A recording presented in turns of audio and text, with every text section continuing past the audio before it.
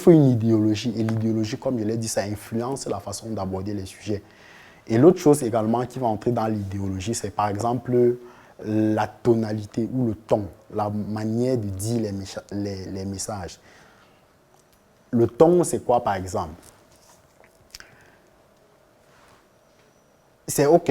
En fonction de ce qu'on veut défendre comme idéologie, si on veut rester sur cette bouillie, par exemple, l'objectif, c'est de montrer, ou l'idéologie derrière, c'est de montrer aux Camerounais qu'on peut consommer made in Cameroun. C'est ça l'idéologie qui est derrière, pour que les Camerounais se reconnaissent à travers la bouillie.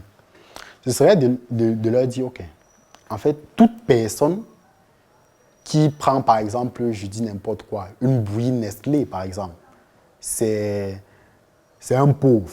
C'est quelqu'un qui ne veut pas voir le Cameroun se développer.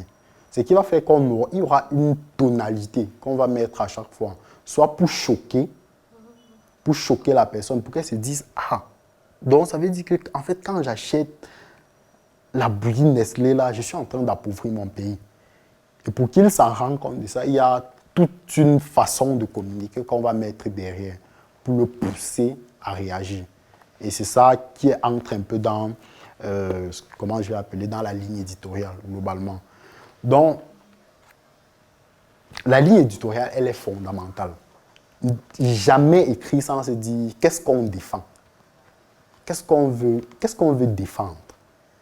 Parce que s'il n'y a pas quelque chose de plus grand qu'on défend, tout ce qu'on va produire comme texte sera plat. C'est pour ça qu'à un moment donné, quand vous lisez un texte, vous pouvez facilement dire c'est possible que c'est telle personne qui a rédigé ce texte, alors que ce n'est qu'un texte. Parce qu'il y a une façon de faire, il y a une âme qu'on prône.